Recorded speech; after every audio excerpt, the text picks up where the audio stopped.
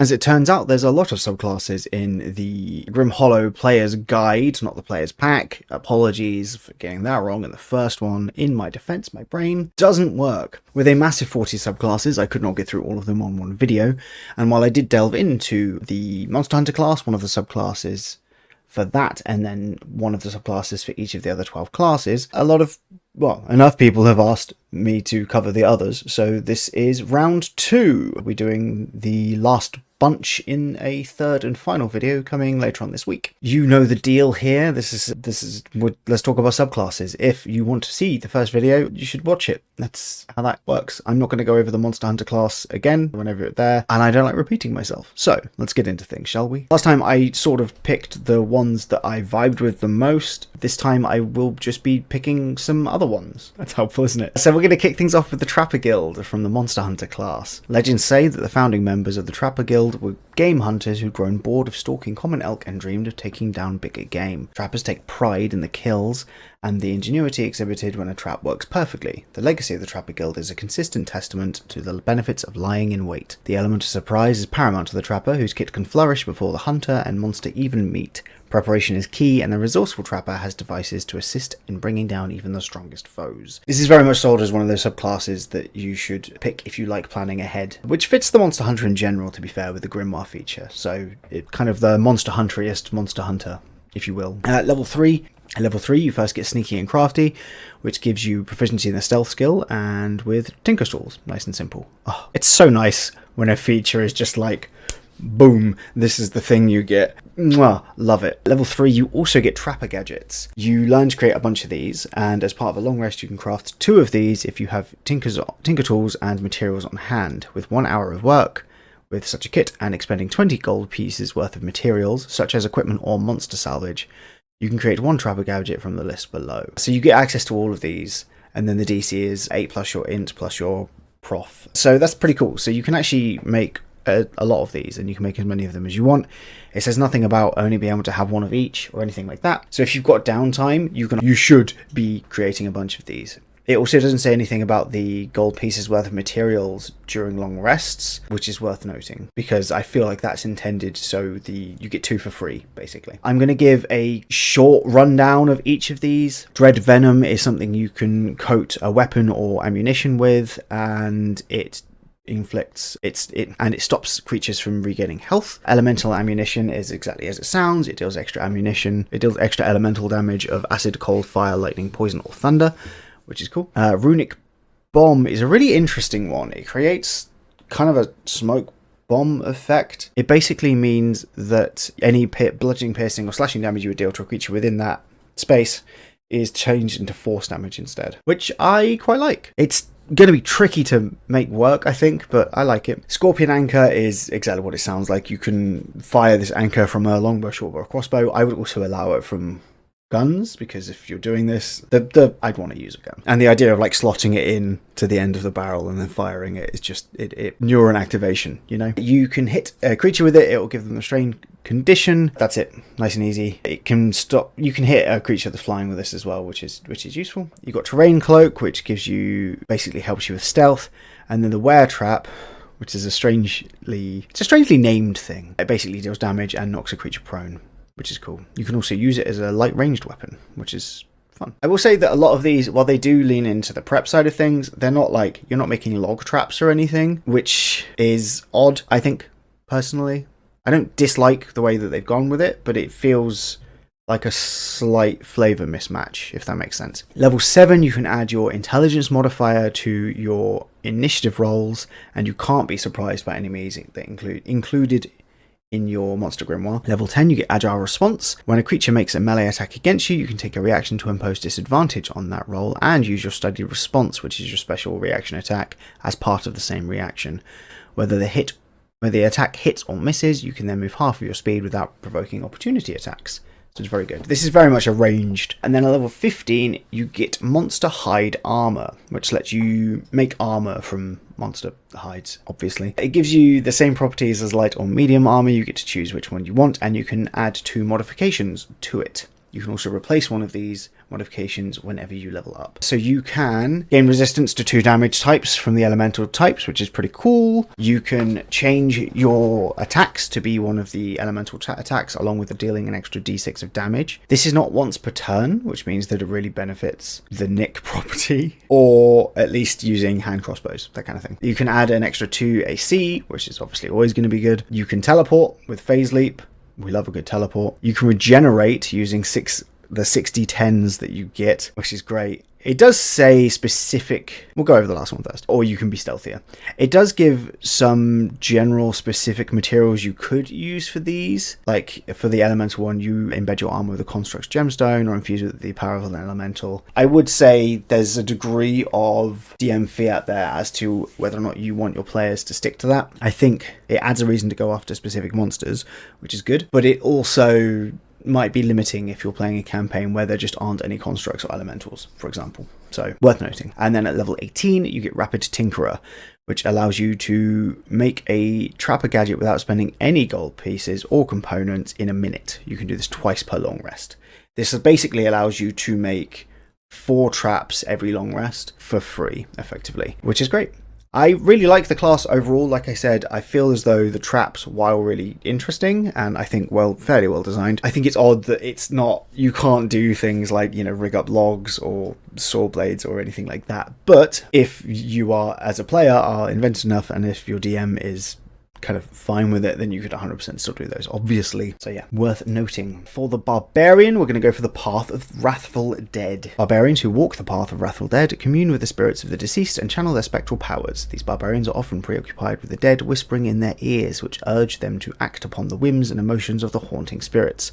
Some who walk this path learn to master the powers gifted to them, others find they've become servants to the unending chorus, clamouring for their attention. They're just so needy. Make me laugh. This subclass is kind of a lot about negative emotions, and which is interesting, I think. At level 3, you get Rage of the Dead. Your rage taps into the endless fury of the unquiet dead. While your rage is active, you take on aspects of restless spirits and you gain the following benefits. You ignore difficult terrain and you can move through the space of any creature but can't end your move in an unoccupied space. You gain an additional 10 feet of speed, and opportunity attacks against you have disadvantage. You see creatures and objects within 120 feet of you that have the invisible condition as if they were invisible, and you can see into the ethereal plane.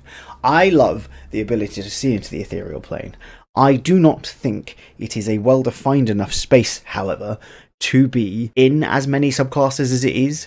It's probably not in that many subclasses, but I play an Astral Self Monk in one of the games I'm in, and they can also do this. No, I have True Sight with that monk. That's why I can do it. But there are a few things that let you kind of dip into the ethereal plane, and it's a bit wibbly-wobbly, which is fine, because that's the nature of D&D and TTRPGs generally, but it's just something I wanted to bring up. Overall, though, that's all sick. Disadvantage on attacks means you're even tankier as a barbarian. You've also got extra speed, so you can run around a bit more, and it encourages you to do so.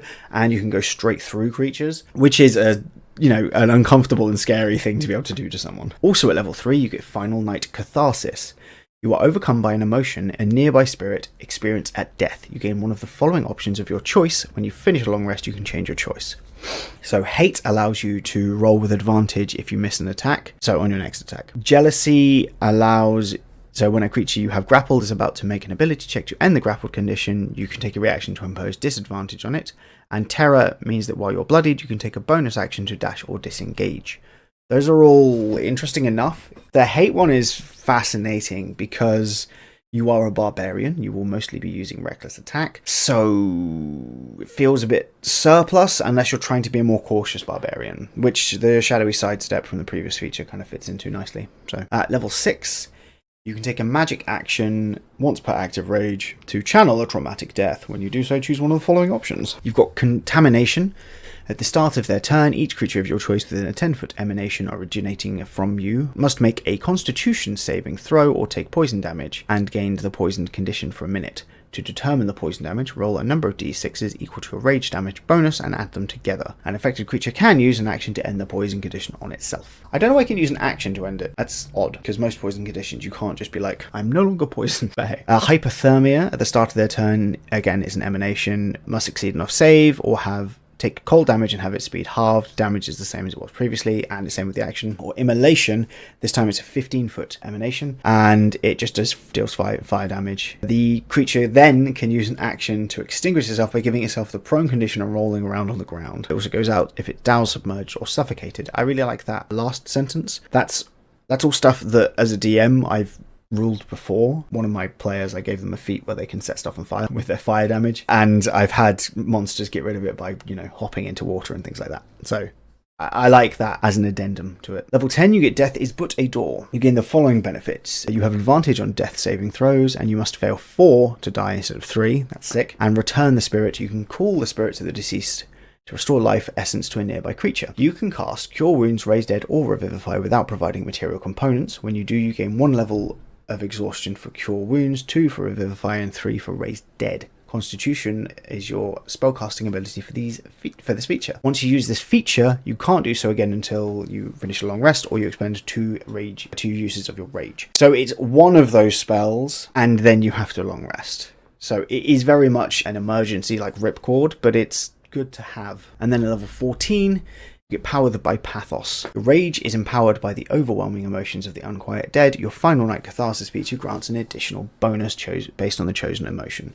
Hate now allows you to crit on a 19 or 20. Jealousy allows you to use a reaction to grapple a creature using ghosts, which is fun. Even if they succeed on that, they still have basically half movement until the end of its turn. And then Terror allows you to take a reaction to make a creature terrified until the end of its turn, which halves the speed, and any opportunity attacks against it have advantage. That's all really good stuff. I think the flavour in this one's really, really good. I like it a fair bit. I still think the advantage on attacks things is tricky to manage with reckless attack, but overall, solid. Let's do the College of Fools, shall we? 16 minutes in already, crikey. It's commonly believed that College of Fools is merely a front for a cult of Beleth. Bards in the college would say the relationship with the Archdemon of Fear is much more complicated. These bards choose to laugh at Etheris's many horrors more than be dismayed by them, a whimsical if ghoulish philosophy. Their delight in other creatures' terror encourages their obscene antics and cruel jests. One person's trick is another person's terror, after all. Level 3, you get Antagonistic Antics. You know the Vicious Mockery cantrip. If you already know it, you can learn a different cantrip instead. Doesn't count against your known cantrips. Additionally, you always have the Dissonant Whispers spell prepared. I really like Dissonant Whispers, it's a great spell. In addition, when you take the dash, disengage, or influence action on your turn, you can take a bonus action to cast Vicious Mockery. So that's a pretty good survival boost for the bard, along with allowing you to continue to use your Vicious Mockery. Also at level 3, you get Cruel Jest. When a creature that you can see or hear within 30 feet of yourself fails a d20 test, you can take a reaction to expend 1 of your bardic inspiration die. Roll the die and deal psychic damage equal to the number rolled plus your charisma modifier. In addition, the creature has disadvantage on the next d20 test it makes before the end of its turn. That can be a spell saving throw. I say this every time there's one of these things, but disadvantage on spell saving throws are generally more powerful than disadvantage on attack, just because of the nature of control spells. So that's cool. I also really like giving classes specific reactions. A reaction is a massively underutilized thing, I think, in a lot of D&D fights and with classes. So I really like the fact that a lot of the stuff in this book seems to be at least pandering to the need for more reactions. Level 6, you get Gallows Humour. When a creature that you can see within 60 feet of you is reduced to 0 hit points or killed outright, you can use a reaction to regain a use of your Bardic Inspiration die. When you do so, choose a creature within 30 feet of you that can hear and understand you. The creature must succeed on a Wisdom saving throw, or gain the prone condition, have its speed reduced to 0 until the next turn. If it succeeds, you regain the use of this ability. Otherwise, once you use this feature, you can't use it until you finish a short or long rest. That is a powerful reaction. Being able to knock something over and have it stay down because it has no speed is just really strong. So that's very cool. And then at level 14, I always forget how few things bards get from their subclasses. At level 14, when you become bloodied or take damage while you're bloodied, you can use a reaction to regain all Bardic Inspiration dice and break out into a cackling fit of fatalistic glee at your own impending doom mood. For 1 minute, you have resistance to all damage. Wow. Also, when a creature within 60 feet of you hits you with an attack roll, you can expend up to 3 Bardic Inspiration dice to force the attacker to make a charisma saving throw against your spell save DC. On a failure, the creature takes psychic damage equal to the total rolled on the Bardic Inspiration dice plus your charisma modifier. Once you use this, you can't do it again until you finish a long rest. I did not realise the whole class was going to be reaction-based when I was talking about reactions at the start of this little segment. That's a lot of reactions. I do like them all. I like that class a lot. I think the whole dark humour thing, finding the funny in trauma and things like that is something that resonates with me for good reasons. I've not been to therapy for. I like that style of class. So yeah, I think that's pretty cool. Let's do Cleric. Do Purification. The Purification domain believes sickness, mutation, and other forms of bodily corruption are signs of corresponding spiritual malady. Virtue can't exist alongside impurity. The wickedness of humanity and other mortal sentient creatures is a contagion that manifests in plagues such as the weeping pot. When there's a risk of such corruption spreading, there's only one surefire way to contain the rot and atone for the sins that led to this point. Burn it out. This is, and I will not hear a thought otherwise, this is an evil cleric domain, and you cannot convince me otherwise. Level 3. Cleanse with fire. When you deal damage with a cantrip or an attack weapon or an unarmed strike, you can deal an additional 1d8 fire damage. You can do this a number of times equal to your wisdom modifier plus your proficiency bonus. And once you regain, that's a lot. Your wisdom fire plus your prof bonus is like, that's going to be, for most people, what, 5 at level 1? An additional 1d8 5 times is bonkers. I mean, it's only 1d8, but gee. Anyway, yeah, that's good. Purification domain spells. You get spells. Detect poison and disease. Flame blade. I love flame blade, man. I wish you could summon flame blade and use it like shadow blade as a weapon. Make a build around that so quickly. So quickly, you cannot understand. Anyway. Fear, Flash Fever, that's one of the new spells. Aura Purity, Wall of Fire, Flame Strike, I also like Flame Strike, and Hold Monster. Hold Monster is great. I mean, that's a solid list of spells. Let's go with Flash Fever quickly. 3rd level Necromancy spell, Concentration. Choose a creature you can see within range. The creature breaks out into a cold sweat and makes a con save. On a failed save, the cold sweat becomes a burning fever and the creature takes 1d6 fire damage at the start of each of its turns. On a successful save, the spell ends. For the duration, you can take a reaction at the start of the target's turn to deal an extra 1d6 damage to them. They must repeat the saving throw until they get 3 successes or 3 failures. If they succeed 3 times, it ends. If they fail 3 times, they take 4d6 damage and then it ends. So that's cool. There's a few spells where it's 3 failures and 3 successes. I think that's something in the Cthulhu by Torchlight book as well. I think had a few spells like that, and I really love that as a design space because it puts a lot more pressure on those rolls, and it doesn't just end if they manage to resist it. It's about the consistency. So one lucky roll does not save you from a spell like this, and I think that's great. I think that's really good design. Also, at level 3, you get Unclean Brand, which is when your brand is still on Twitter. If you're sat there watching thinking, it's weird that he finds himself funny, you have to understand that I have 2 kids and a wife who are all sick of my sense of humour, so I have to find me funny.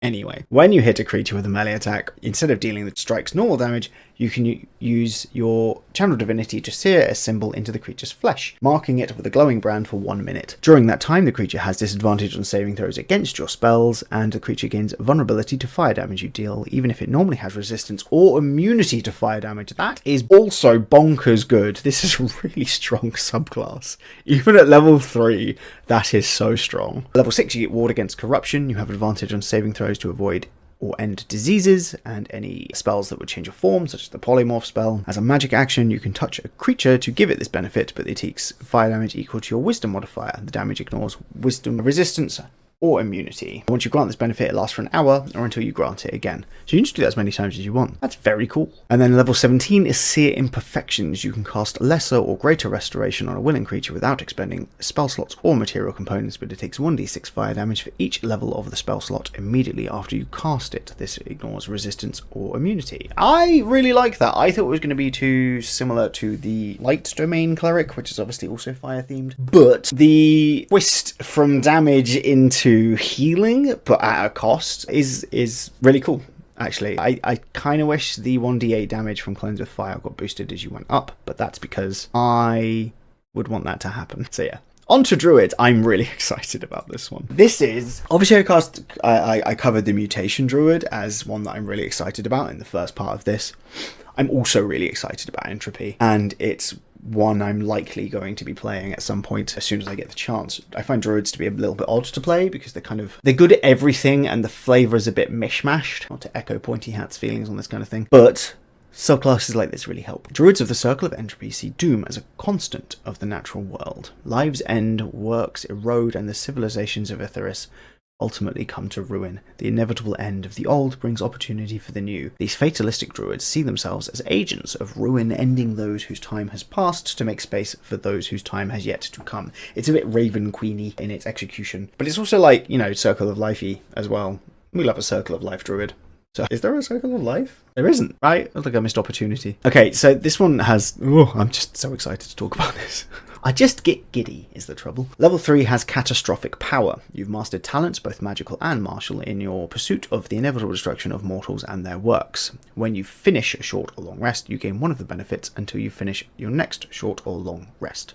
So you get to choose one of these, basically, per short or long rest. Elemental Cataclysm. As a magic action, you can expend a spell slot to cause elemental energy to burst in a 10-foot radius sphere centered on a point within 60 feet of yourself. Choose a damage type, acid, cold, fire, or lightning. Each creature in the sphere must make a dex saving throw against your spell save DC. On a failed save, a creature takes 1d6 of the chosen type per level of the spell slot expended. So if you spend a level 3 spell, you do 3d6 in that sphere, basically. And the target then has vulnerability to that damage type for 1 minute. On a successful save, it takes half as much damage only. The target repeats the save at each end of its turns, ending the vulnerability on a success. You can also choose a Ruinous Smite. Once per turn, when you deal an attack with a weapon or an unarmed strike, you can expend a spell slot to deal 1d8 extra damage plus 1d8 per the spell slot. It's a smite. Obviously, it's called Ruinous Smite. Or Weapon Mastery. You can get a Weapon Mastery. When you finish a long rest, you can change the kind of weapon you choose. So you can switch from slings to great clubs. I really like this. It's cool. You can change up your playstyle every time you have a short or long rest, basically. Which is great. It's hard not to... I love being able to switch it up and being like, okay, cool, we're going to be fighting this. Or I noticed that, last time we were in a fight, we didn't need another frontliner, so I guess I'll go with the Cataclysm instead of the Smite. Or I'll go with the Slow Mastery on a bow, or something else, right? Very cool. Also at level 3, you get Ruin Incarnate. As a bonus action, you can expend a use of your wild shape to adopt an aspect of entropy and the inevitable end of all things for 10 minutes. You gain the following benefits. You have advantage on attacks against bloodied creatures. You can attack twice instead of once when you take the attack action on your turn, and your AC becomes 17 plus your wisdom modifier if your AC is lower than that. Those are all good things. All good things. This wants you to be using weapons as a druid, which is fun, which makes the Cataclysm one slightly worse and the Smite and the Mastery slightly better.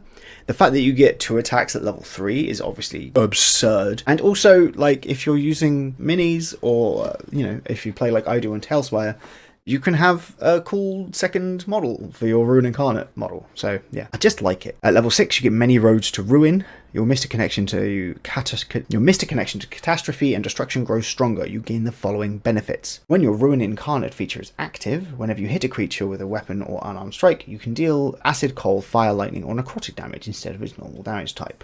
Along with that, you can add your wisdom modifier to your strength and dexterity saving throws. This makes you incredibly good at wisdom saves, at all of your saves, actually, because you should be maxing your wisdom. Clearly, you're a druid, but it also boosts your AC. So you should have an AC of, let's see, like 21 by this point, potentially. Even higher, 23, actually, if you've got a shield, which is silly. Just silly. And then also you get to boost your strength and dex saves, so you can kind of ditch one of those and not suffer too much. And you can change your weapon strikes to being an elemental type, which I really like. It's niche. I talked about this last time.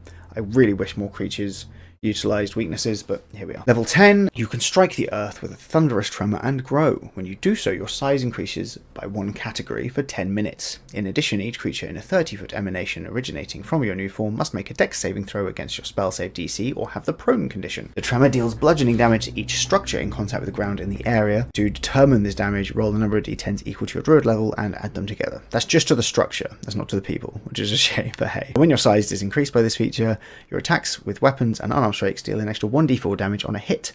Once you use this feature, you can't do it again until you finish a long rest. And then at level 14, you've mastered the ability to hasten the inevitable slide towards entropy, you gain the following benefits. Your ruinous smite. Until the end of your next turn, any creature affected by your ruinous smite suffers a crit from a 19 or 20 on a d20, and you get improved inexorable onslaught when your ruin incarnate goodness.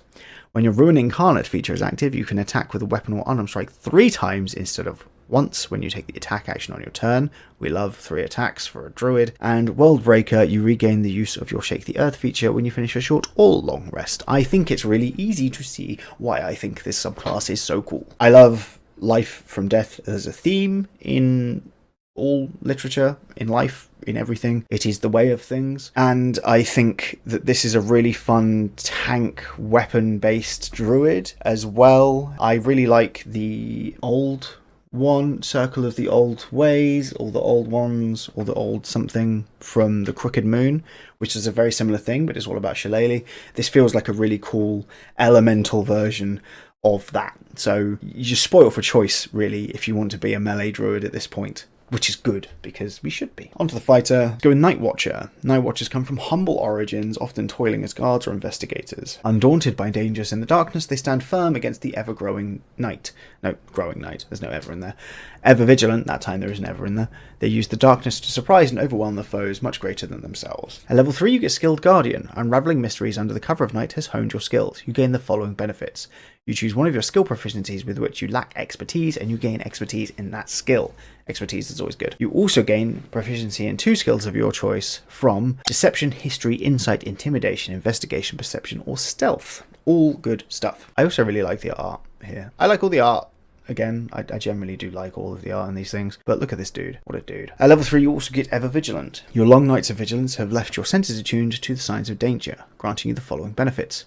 You get Dark Vision of 60 feet. If you already have it, it goes up by another 60 feet. You get advantage on initiative rolls and perception checks, both of which, that's an incredibly strong thing. Just that. That could just be that for this feature, and that would be more than enough. And when you make an initiative roll, you can take a reaction to warn creatures of your choice within 30 feet of yourself that can see or hear you. Each creature can then take a reaction to have advantage on its initiative roll and move up to its half its speed without provoking an opportunity attack. You can only do this once per long rest. That's a lot of level 3 stuff. And what's cool is not all of it's just combat. Fighters, it's always good when fighters get non-combat stuff. It's always good when any class gets non-combat stuff, but fighters especially. Level 7, you get Size Up. As a bonus action, you assess a creature within 30 feet of yourself until the start of your next turn. When that creature makes an attack roll against you or another creature within 5 feet of you, you can take a reaction to impose disadvantage on that roll and give resistance to that damage.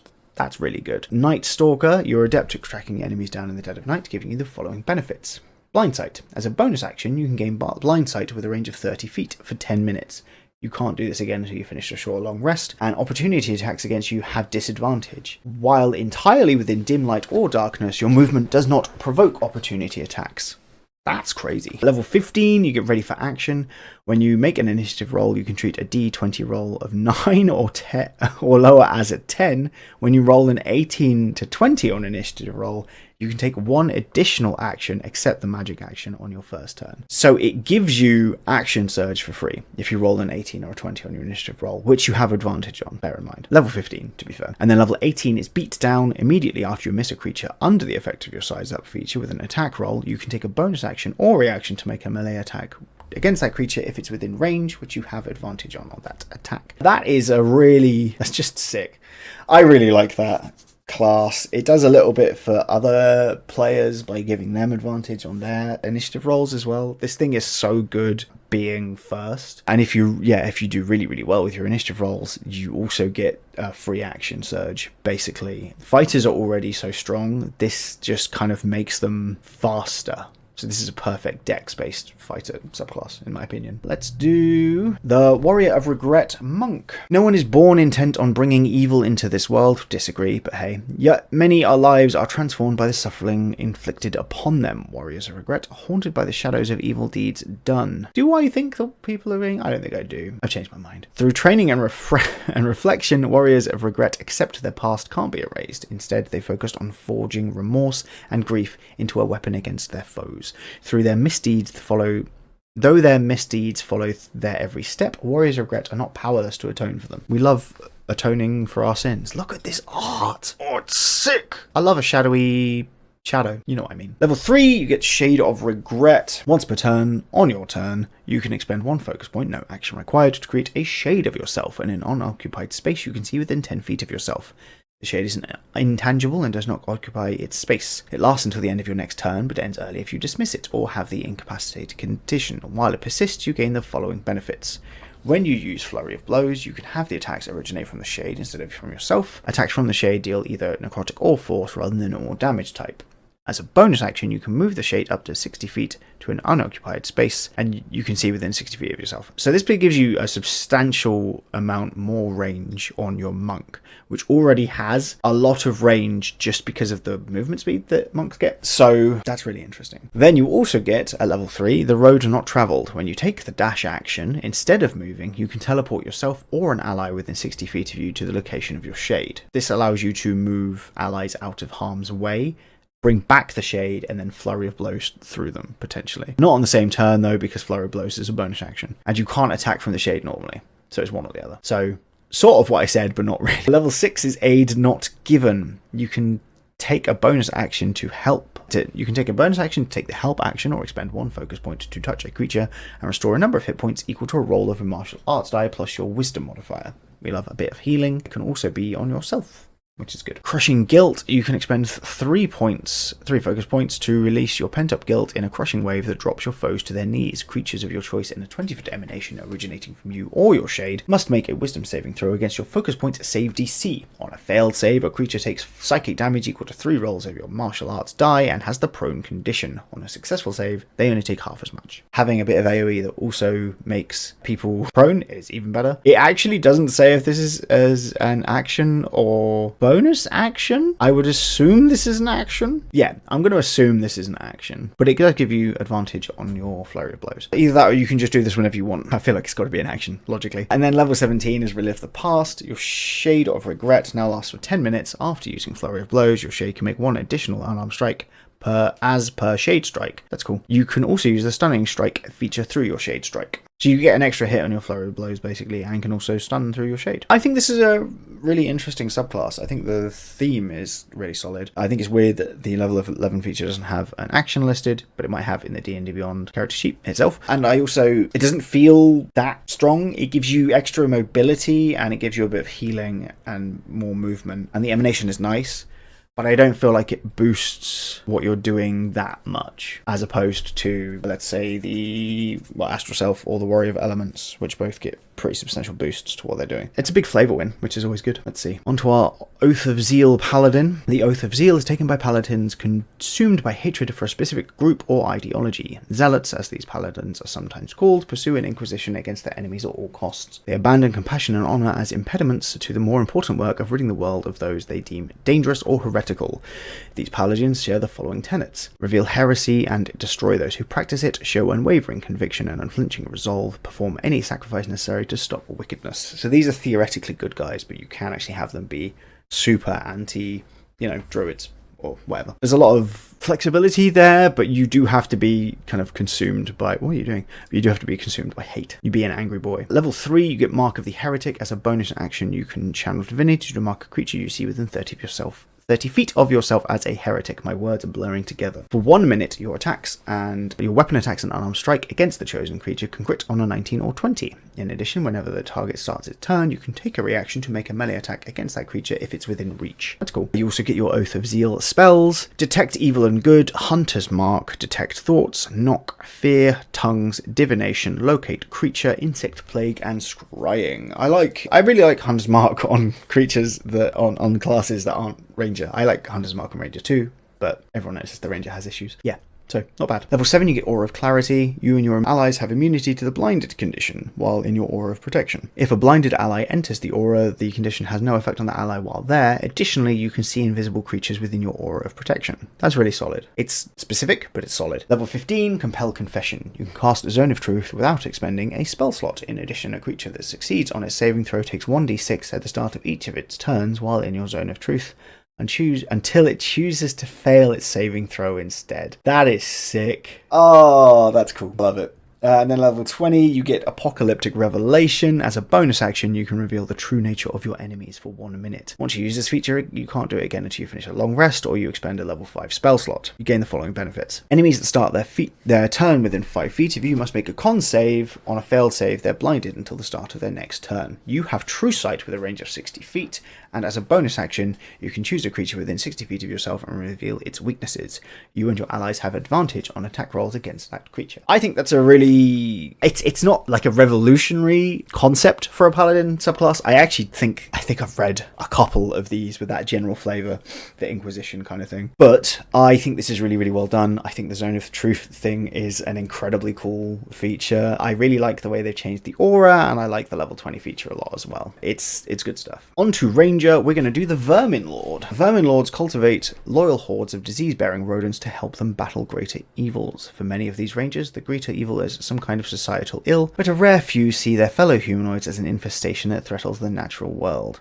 Regardless of their goal, they make their homes in sewers, slums, and other forgotten places where they are free to plot against their enemies and tend to their vermin kin. Level 3, Vermin Kin. You can comprehend and verbally communicate with tiny beasts. I mean, sold. I'm in. Look at the art here. I've been distracted by so much of the art, but that is so cool. What's going on here? I don't know, but it's cool. Anyway, as a magic action, you can expend a spell slot to summon vermin swarms. You summon a number of swarms equal to the slot level for 1 hour. Each swarm is summoned to an unoccupied space you can see within 30 feet of yourself. A swarm uses the Swarm of Vermin stat block, which we've got below. We'll check that out in a minute. In combat, each swarm acts during your turn. It can move and use its reaction on its own, but it only takes a dodge action unless you use a bonus action to command an action in its stat block or some other action. You can command each swarm with a single bonus action. Once you use this feature, you cannot do it again until you finish a short or long rest. Also at level 3, you get Swarming Strikes. As a bonus action, you can command all of your swarms to make an action. You can command all of your swarms to make an attack action instead of just one. Alternatively, a single swarm can attack twice instead of once when it takes the attack action.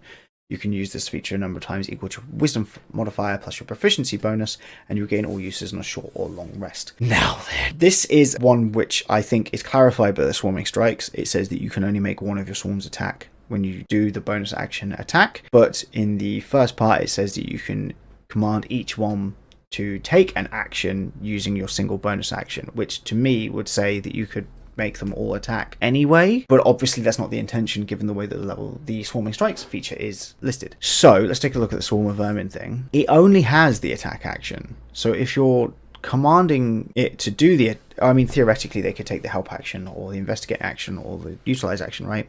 So I guess that's where that comes in. I think the wording there is a little wonky, which is not ideal. And it's also not as an especially common thing in this book. I think generally the wording in this book is really, really good. Also at level 3, you get Vermin Lord spells. You get Consumption, Animal Messenger, Flash Fever, Freedom of Movement, and Contagion. I believe we haven't talked about Consumption. It is a sangromancy spell, I believe. As part of casting the spell, you must expend 1 hit die or the spell automatically fails. You choose a creature within range and roll the expended hit die. The creature takes necrotic damage equal to the number rolled. The creature makes a Constitution saving throw at each of its turns. On a failed save, it takes the damage again. Basically, on a successful save, the spell ends. It's a good spell. I like it a lot. Level 7, you get Filth and Fortitude. The tie, you get immunity to poison conditions and proficiency and con saves, both of which are good things, especially for a ranger where you're trying to concentrate theoretically on Hunter's Mark. Level 11 is Infectious Spread. When you use Swarming Strikes, each swarm that takes the attack action can make another additional attack, basically, and each creature damaged by a swarmed attack during this action has the poisoning condition until the start of your next turn. That's great. And level 15 is Strength of the Swarm. You can call their own rodent minions for defense. When you take damage from a creature you can see within 10 feet of yourself, you can take a reaction to direct the damage towards a swarm you control within 5 feet of yourself, so you can redirect your damage if they're near you. The swarm also, the swarm has dark vision, a bunch of stuff, resistances to bludgeoning, piercing, slashing, immunities to a bunch of conditions.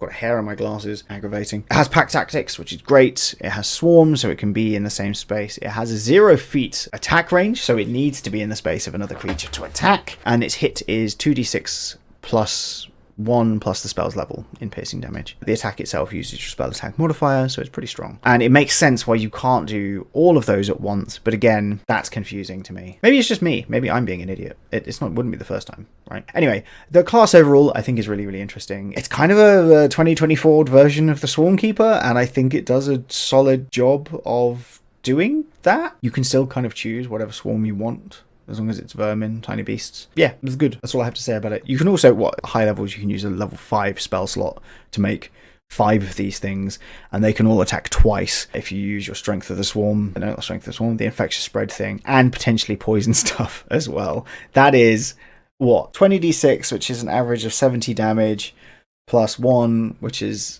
no, I've done it wrong. Have I done it wrong? Yeah, I have done it wrong. It'd be, my brain's tired. Okay, so if you do get 5 swarms and they all attack twice, that is 10 attacks, so that's 20d6, which is an average of 35 damage. No, that is an average of 70 damage. Yeah, average of 70 damage, plus 10, so that's 80 damage, plus the spell's level, which would be level 5, which would be another 50 damage, so that's 130 damage off the top of my head. That's a lot of damage, for sure, and everything's poison, so yeah, good stuff. On to the rogue. We're going for the sanguine thief, which is one that someone on the last video specifically wanted to see, which is why I'm doing it in this order. Not that you know the order. It makes sense to me. In dark alleyways across Etheris, deals are made in coin and blood, but a few enterprising rogues have posed the question, why not both?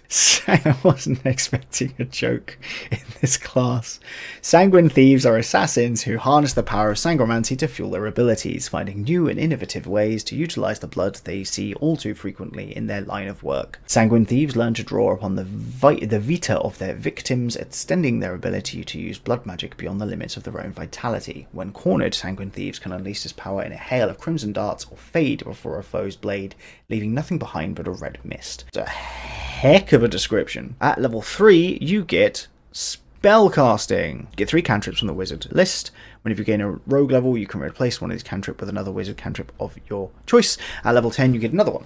So 3 cantrips off the bat is amazing. Obviously, one of those is going to be Prestidigitation, because why wouldn't you take that? But you could also take, True Strike or Booming Blade or something, which is going to be huge. You get spells. You get prepared spells, wizardy style. This changes as you go up. Fairly standard stuff. You can change these whenever you gain a level. Once you replace, you can change all your prepared spells whenever you gain a level, which isn't too bad. Your intelligence is your modifier, and you can use an arcane focus. It's the fairly standard progression here, so you get level 4 spells eventually. Also at level 3, you get stolen power. Stolen? Either way. It's not stolen. You draw magic from blood. It is represented by your sangromancy dice, which fuel powers you have from this subclass. You have a pool of d8 you can use on your sanguine thief features. The number of damage dice in the pool equals the number of damage dice shown as in the sneak attack column in the rogue features table. You can't have more sangromancy dice than the number of damage dice shown in the sneak attack column for your level unless you have sangromancy dice from a different source. I love lawyer ease in the middle of my features. You can spend sangromancy dice instead of hit dice when you cast sangromancy spells, and you regain all of these when you finish a long rest. Also at level 3, you get steel blood. When you deal sneak attack damage, you can restore 1 sangromancy dice. If you are bloodied, instead of restoring 1 sangromancy dice when you deal sneak attack damage, you can immediately roll the die and regain a number of hit points equal to the roll's total. You can use this feature a number of times equal to your intelligence modifier. You regain all expended uses on a long rest. That's an interesting ability, so you can heal yourself as a rogue. You get bloody blades at level 9. When you finish a long rest, you can spend up to 2 hit die or sangromancy dice to create a number of daggers equal to the number of dice spent. Each dagger counts as an arcane focus for your spells, and you can cast spells with somatic components even if you wield these in one or both hands. Additionally, when you crit with this weapon, you can cause the weapon to deal extra damage to. The extra damage is a number of d8s equal to the number of hit die or sangromancy dice spent on this feature, and the extra damage is necrotic. These daggers last until you finish a long rest. That's a really fun feature. You can make daggers out of blood, which deal extra damage when you crit, which is super cool, and you can hold one in each hand. That's cool. I like that a lot. Level 13, you get Blood Stitch. As a magic action, you can expend 3 hit dice or sangromancy dice to fling a wave of needle-like blood shards. When you do so, each creature of your choice within a 30-foot emanation from you must make a dexterity saving throw against your spell save DC, taking 3d8 necrotic damage on a failed save or half as much on a successful one. You regain 1 hit die or sangromancy die, your choice, for each creature reduced to 0 hit points by this feature. You can only do this once per short or long rest. And at level 7, you get Bloody Exit. When a creature hits you with an attack roll, you can take a reaction and spend 5 hit die or sangromancy die to turn into mist. The attack automatically misses you, and you can teleport 30 feet to an unoccupied space you can see and regain your normal form. As part of this reaction, you can make an attack with a melee weapon immediately after you teleport. On a hit, this attack deals an extra 5d8 damage to the target. Plus, you can sneak attack with that theoretically as well. You can only do this once per short or long rest. I think that's really cool. I think even just with the features, you're doing a lot of good stuff there. And on top of that, you also get spell casting. And there are some really interesting sangromancy spells, which I'm not going to go over right now because there's just a lot of stuff to get through. Do you feel me? But I do like it. We're going to go for the Haunted Sorcerer. Unlike other sorcerers, it's not like other girls. The circumstances of your birth were mundane and you had no arcane inheritance passed down from strange ancestors.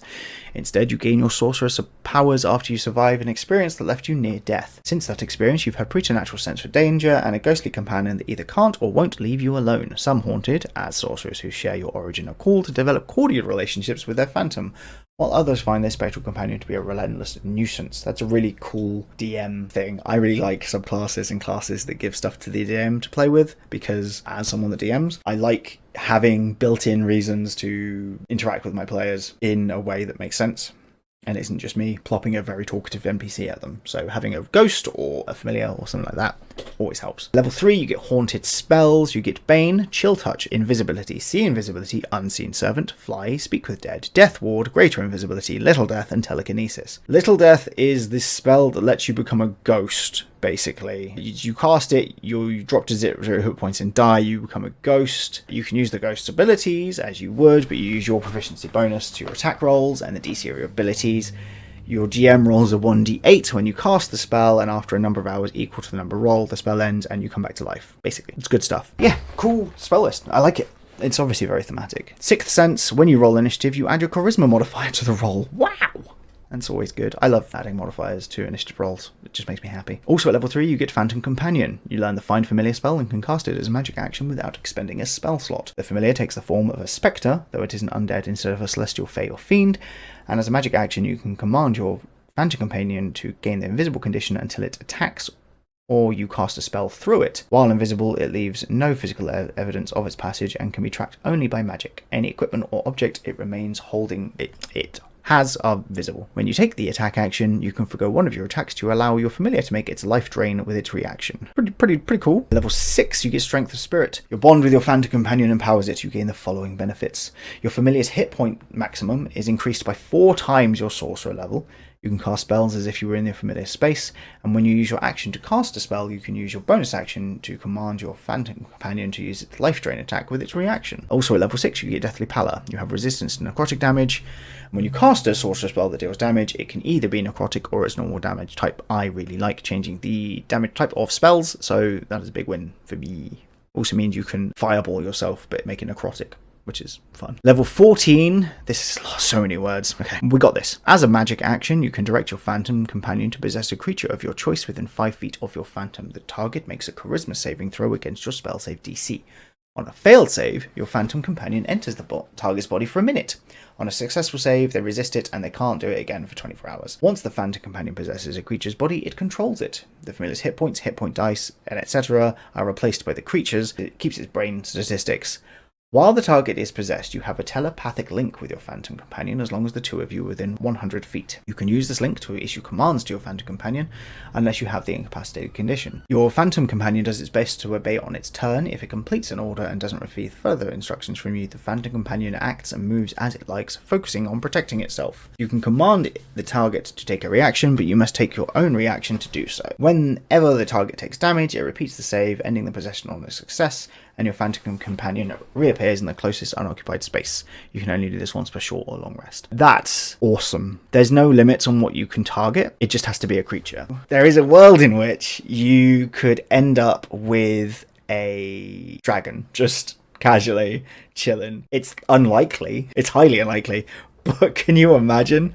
That's cool. That's really cool. That's not even the final feature. Level 18, you get Become Death. You can transmute your form into a spectral Ron when near death. When you're reduced to 0 hit points and not killed outright, you can drop to 1 health instead and gain temp health equal to half your hit point maximum. That's a lot of health. At the start of each of your turns, you lose 10 temp health, and a creature of your choice within 30 feet of you takes the 10 damage. When you have the temp health, you have resistance to all damage, a fly speed of 30 feet, can hover, and you can move through unoccupied space. Occupied spaces as if they were difficult terrain. If you end your Turn in such a space, you're shunted to the last place. You can do this once per long rest. This is a really strong fusion of mechanics and theme, and I think it's incredibly well designed. It might be one of my favourite subclasses from the book. So yeah, good work. On to the Warlock, we are going with a parasite patron. Your patron is a cosmic parasite, draining the vitality of entire peoples and worlds. Upon forging a pact with such patron, you become a host of one of its nascent offspring. As you grow in power, the boundary between your identity and the parasitic larva within blurs. Again, cool artwork. Level 3, you get Spell Siphon.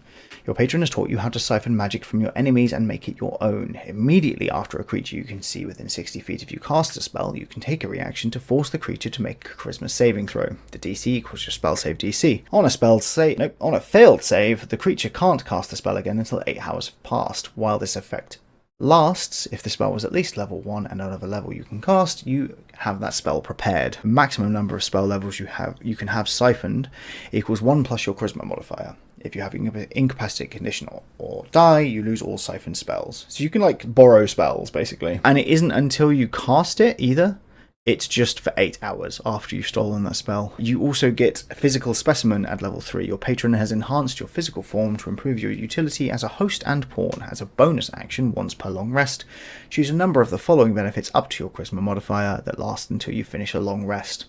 When you finish a short rest, you can choose one of the selected benefits and replace it with another one from this list. So this can go up to 5 of these, and there are 6. Your hit point maximum increases by an amount equal to your Warlock level. You gain dark vision of 60 feet or boosted by 60 feet. You get an extra 5 feet of speed.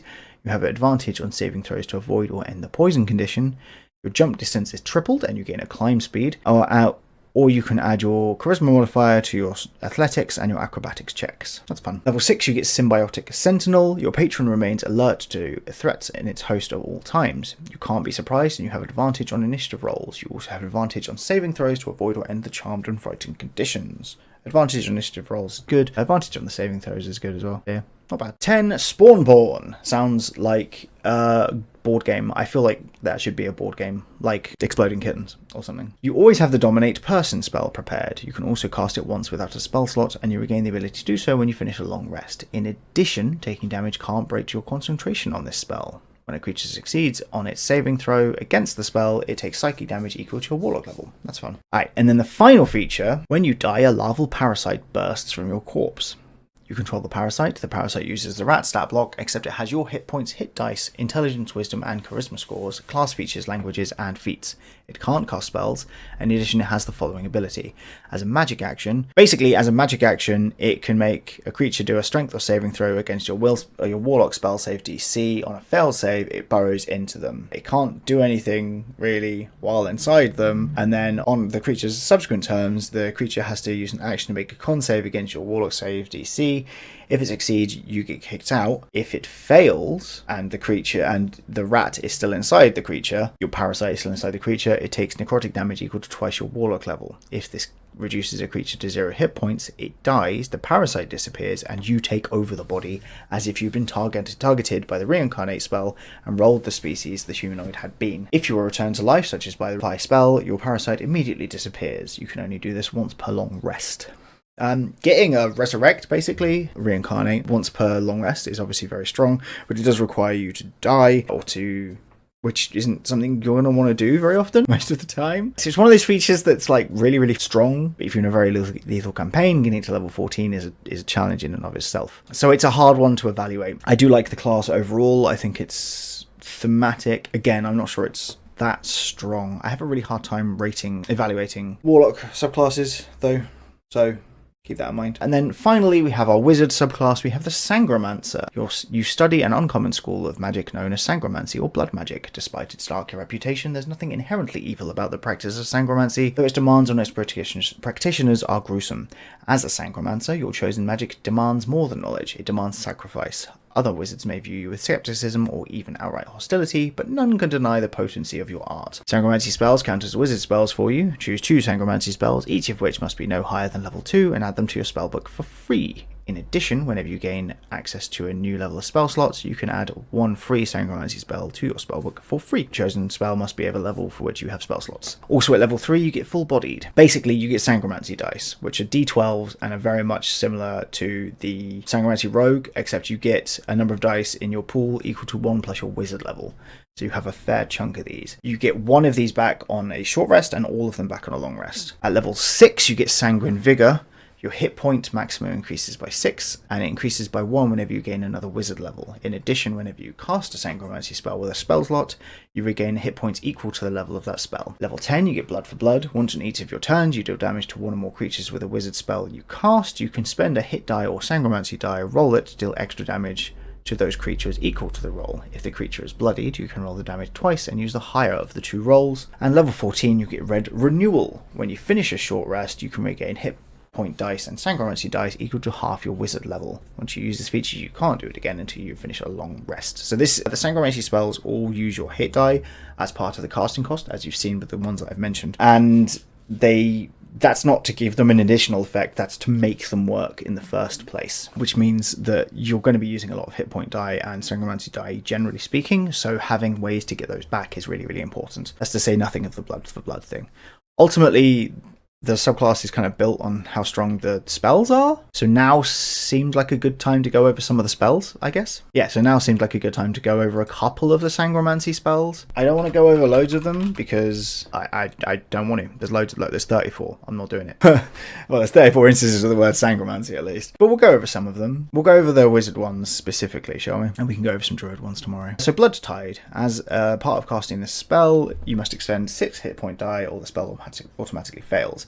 A gout of blood forming a 100-foot long, 10-foot wide line blasts out from you in the direction you choose. Each creature in that line must make a dex save, and on a fail save, the creature is pushed 100 feet away from you and has the prone condition, as well as taking bludgeoning damage equal to a roll of the hit point dice expended on the spell plus your spellcasting modifier. On a successful save, the creature takes half as much damage only. So my understanding with the way that is worded is that you would take... It says to a roll of the hit point dice expended, which is 6 in this. So you roll the 6 hit point dice to deal the damage, to determine the damage, basically. We've also got Blood Wisp. As part of casting the spell, you must expend 2 hit point dice, or the spell automatically fails.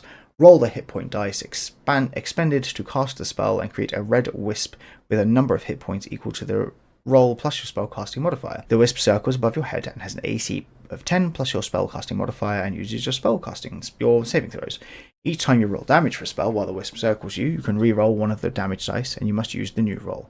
And the wisp takes damage equal to the new roll. If it's reduced to 0 hit points, the spell ends. This lets you kind of boost your spells potentially. Let's do Burst Forth as the last one, shall we? As part of casting the spell, you must expend 7 hit point dice or the spell automatically fails. You teleport inside a creature that you can see within range and burst forth from it in a fountain of gore in the nearest unoccupied space. The target makes a con save and takes necrotic damage equal to a roll of the hit point dice expended to cast the spell plus your spell casting ability modifier and takes half as much on a successful one. It's also worth noting that when you upcast these, you have to expend an additional hit point dice, basically. But then you obviously also get more damage. Yeah, it's cool stuff. I really like the sangromancy thing in general. And overall, I think we can all agree this is a relatively solid list of classes again. Oh, it's also a long old video. We've got, let's see, 14 more classes to get through, 2 of the Monster Hunter classes and the rest of the standard ones. So we'll get through those in the next video, which should be up on Thursday. If you enjoyed this, do like and subscribe. Do also leave a comment stating which ones you like, how you would use them, any builds you might want to see. I have access to a bunch of stuff on D&D Beyond because I'm an idiot and this is the hobby I spend money on. And I want to do more build videos, I think, going forwards as well. I've got a really fun idea for the Life Tether spell,